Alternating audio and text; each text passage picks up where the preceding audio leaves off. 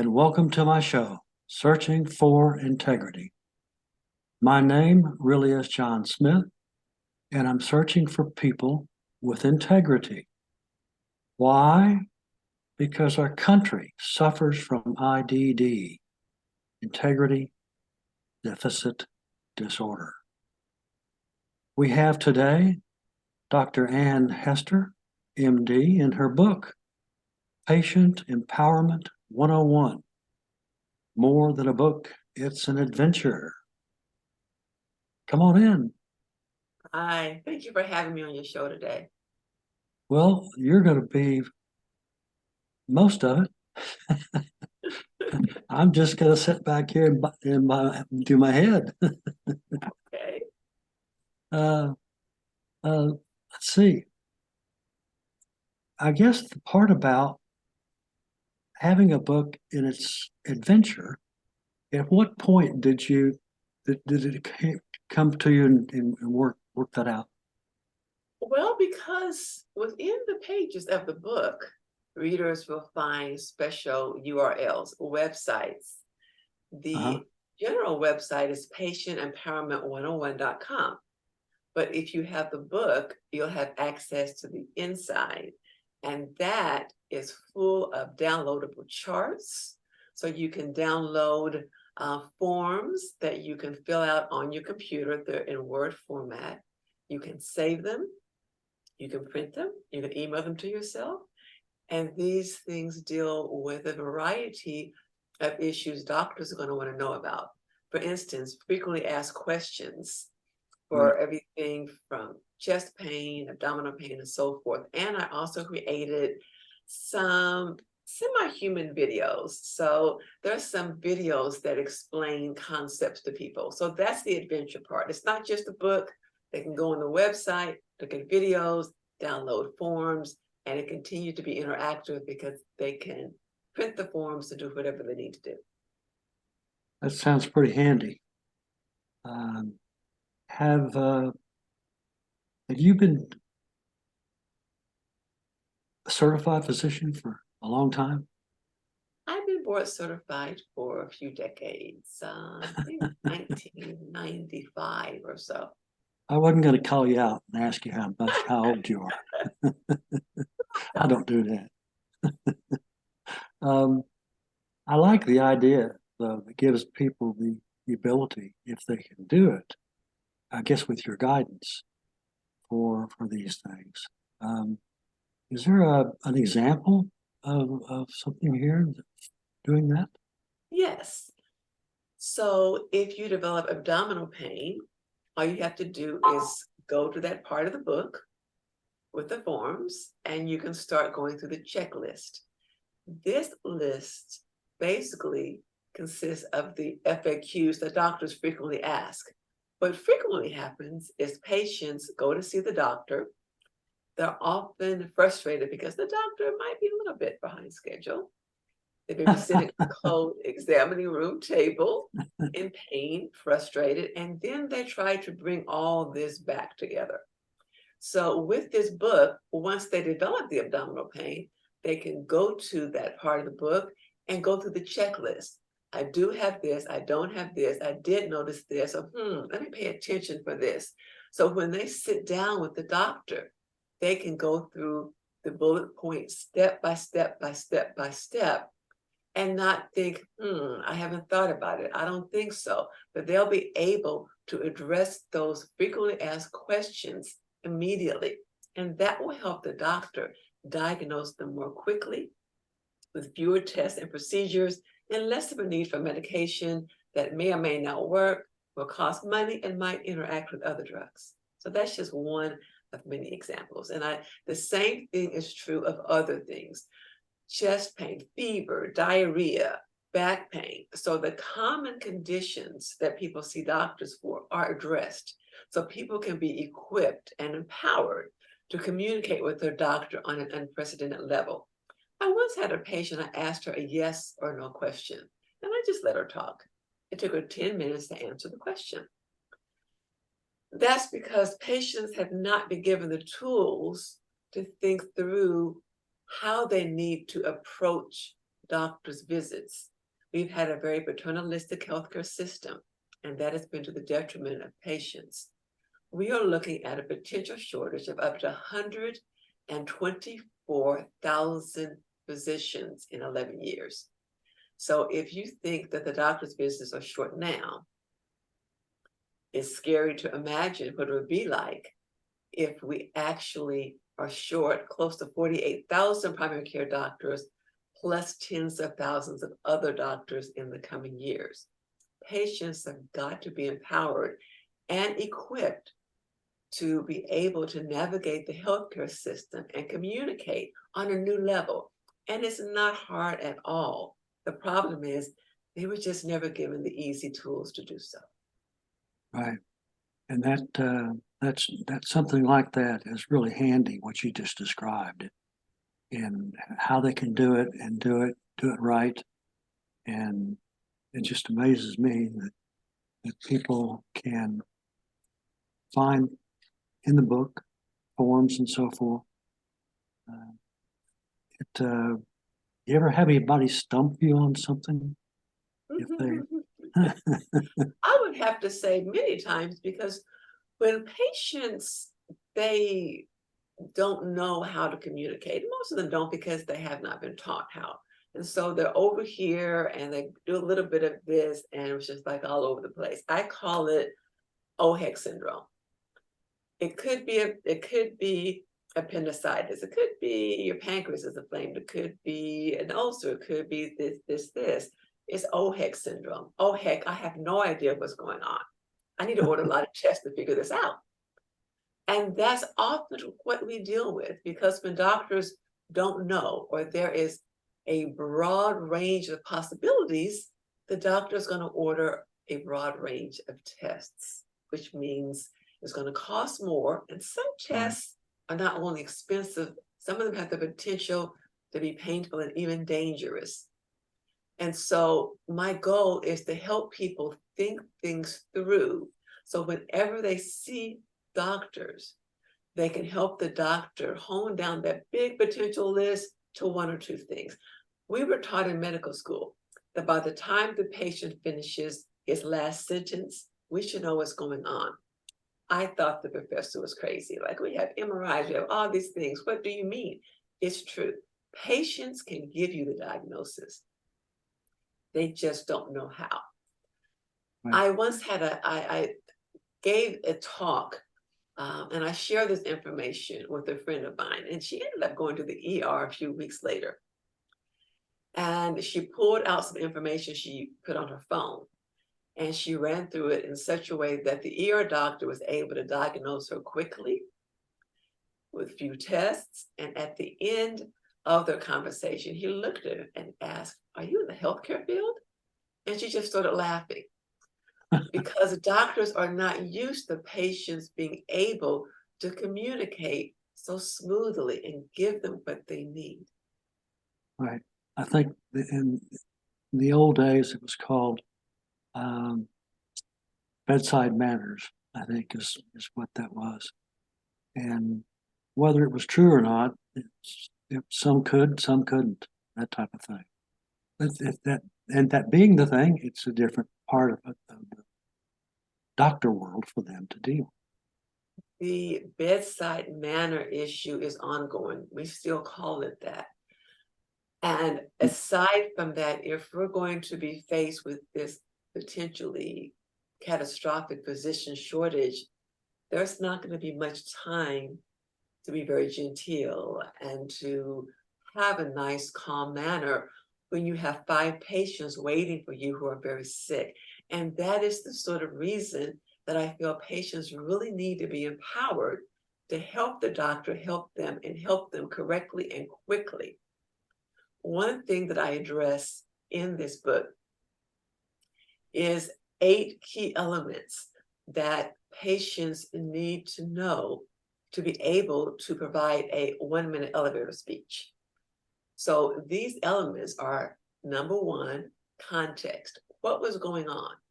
If you tell the doctor, I developed back pain right after I lifted a heavy sofa, he's not going to order an MRI looking for spine cancer. The next C is character. Describe it. Is it sharp? Is it burning? Describe it. For instance, people often describe a heart attack as an elephant sitting on my chest. It's a squeezing sensation. Heartburn is like a burning sensation. So the terms that are used can actually help the doctor. The next is L, location. Don't tell your doctor, I have belly pain. She's not going to know what that means. You have a lot of organs in there. Do you have pain in the upper right, the upper left, the lower right, the lower left, the middle abdomen? Be specific. S is the next one, severity. Rated on a scale of 1 to 10, with 10 being the worst possible severity. 1 being, oh, it's there, but it's no big issue. T is timing. Each time you have the problem, does it last for seconds, minutes, hours, or days? The next is A, associated signs or symptoms. I have chest pain and I also break out in a sweat, or I have shortness of breath. D, duration. How long have you endured it? It's been going on off and on for 3 months. I've endured it for 3 months, but each time it occurs, it lasts 2 or 3 minutes. The last one is modifying factors. What makes it better? What makes it worse? If you're walking and you notice that by the second block, you get short of breath, that tells your doctor something. If you have a headache and you take 1 Tylenol and in 30 minutes, you're better, that tells the doctor something. So what makes it better? What makes it worse? These 8 things were mandated by Medicare for a doctor to document in some combination up until January of this year. But for decades, doctors had to document several of these bullet points. They're that vital. And so now patients can know what is important. They can go into the doctor's office, go through these bullet points, and the doctor will look amazed and be able to move forward quickly and efficiently and help save the patient time and money. And that is the goal, to optimize healthcare in America and beyond. Well, that's a lot, and it's good, a lot of good, I would say.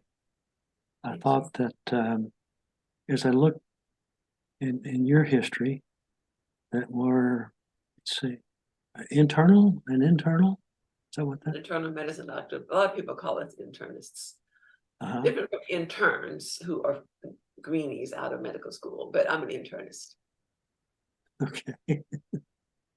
And does that help, I would assume, with all of these things that you do with your book and the forums? Well, I practiced medicine for decades. An intern is basically an adult doctor. If a kid gets sick, you take him to a pediatrician. An adult gets sick, he's likely going to see an internist.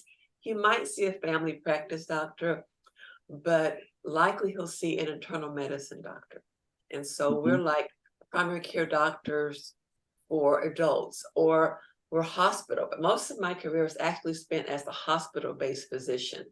So a lot of primary care doctors stopped going to the hospital and they pulled back and let hospital-based doctors called hospitalists handle the care of their patients when they're acutely ill and then send them back to them for follow-up visits.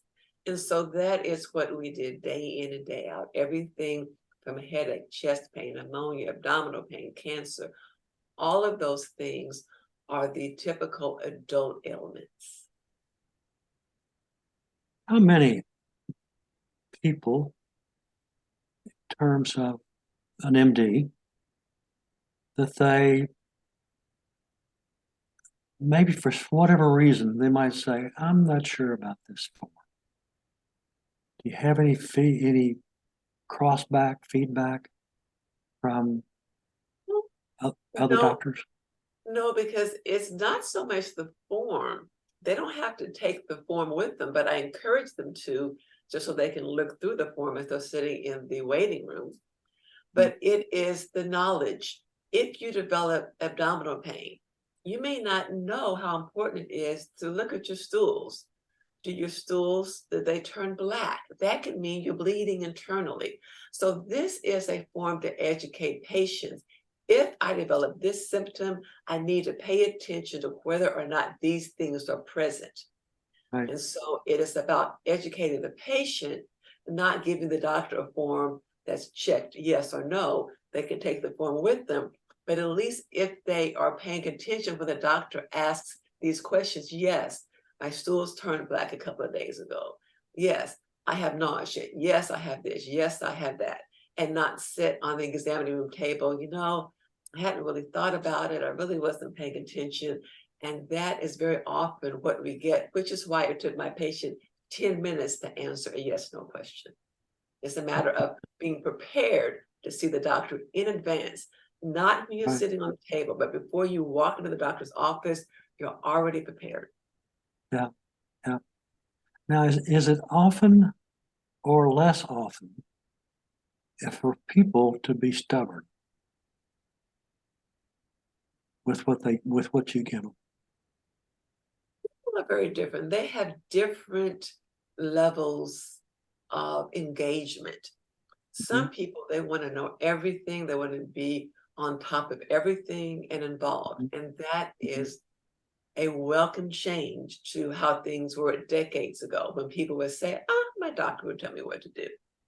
And other people, they are not very engaged. I will say that those who are engaged and who want to be on top of their medical care very well may get better care because the doctor sees a partner. The doctor sees someone who is going to partner with him in moving the needle forward. And it's Right. always best to have a partnership and not a one-sided relationship, especially when it comes to your health. Right. Well, today, so many things have been brought to your attention, and you wonder about if it's really good or if not good, and you don't know until you try. That's true. You got to have that part of you to do it. Tell me something. I ran across this a while back. Some doctors, MDs, deal with homeopathic. Yes. There is a lot out there that we are really starting to appreciate now. There are natural things that sometimes do as well as pharmaceutical things. And with the fact that natural products, they're not FDA regulated, sometimes there is a concern not knowing what you're getting. But if you have a reputable brand, I use a variety of natural things, but I like organic. I choose the organic brands of a variety of things. And we know even if you go to WebMD and you look up some of these natural remedies, you'll see that there is often some evidence of good. For instance, there is something called 5-HTP. It can be extracted from seeds. It is a building block to serotonin, which is what Prozac is working on in the brain. It deals with the balance of the serotonin. Well, some studies have shown that for certain people, and I'm not going to tell anybody to stop your Prozac and try this, you've got to speak with your doctor. But for some of the less severe cases, it may do the trick. Also, I recently read about rosemary oil, where you put rosemary oil in olive oil and you put it on your scalp. And there was a study that showed it worked as well as Rogaine for hair growth. There is a lot of information out there, and people are now understanding that there are people who are board certified in naturopathic medicine. And so I personally feel that you should talk to your doctor because there are going to be certain things you just don't want to risk. I had a patient who was having a stroke. She said, I don't take blood pressure medicine. I use garlic in the midst of a stroke. She was told garlic would do it. Garlic may move the needle a little bit. Right. She was like 100 points too high. So always talk to your doctor. There may be some things that may help you that are not prescription.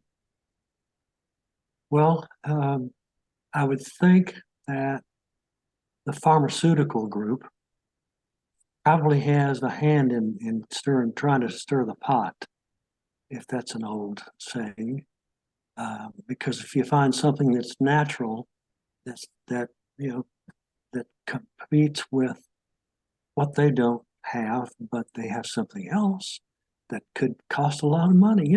My wife and I were looking at the various football games and baseball games over the weekends, and everyone, I guess there was probably, it's pharmaceutical. They're just after, commercial after. Even we sit back and go, why? Do we really do that? Are we going to do that? There's always these. I get wound up about that.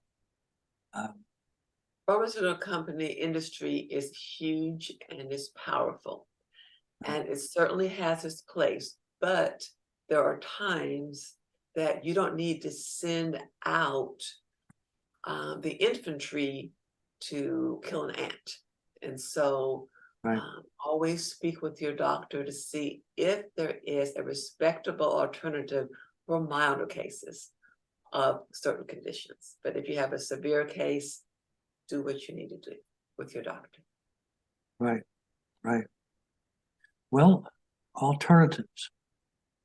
Is it an attempt to keep from surgery, or you have to have the surgery, depending upon what it is, A, B, C, D?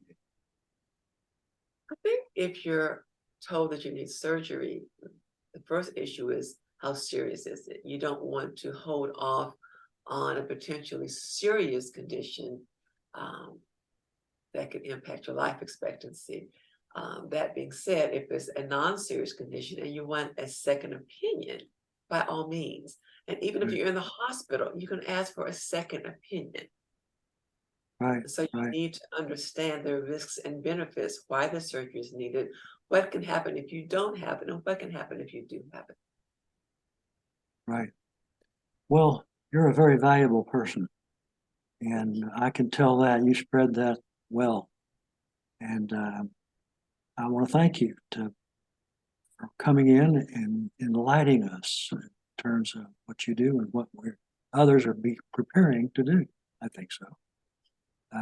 Nevertheless, let's ask you, where would you send my audience to find books, this one especially? Patient Empowerment 101, More Than a Book is an Adventure, can be found on Amazon. There is a companion guide that Amazon's algorithm makes it not so easy to find, but if you go to patientempowerment101.com, you can click on the companion book and that will take you directly to the part of Amazon where you can buy it. And you can also just click on the main book and get that. I have created a masterclass, Patient Empowerment 101 Masterclass. I have an on-demand platform for courses, health and wellness courses, where I and several colleagues, cardiologists and other doctors, go through very important things in a very simplified manner. That is patientworld.net. So people can go to patientworld.net and look under courses, and they can actually take a course that explains some of the key concepts of this book to them. Well, it's a good tool, and I'm sure a lot of people listening to this are going to want to buy your book and then start working at home. And it's kind of, with me, I look at it and say, now that I'm older, I look in the mirror and say, what's the matter with my skin anymore? And then you try something or you hear something, and then I go, okay, through it, forget it. Works. You're not alone. Well, I want to thank you again for taking the time to stop by, and my listeners for tuning in to Searching for Integrity. And I'm glad that you did, and I'm glad that they did. Thank you, sir. You're quite a credit to what you do. Much appreciated. So, and my adios, of course, is so long and happy trails to all.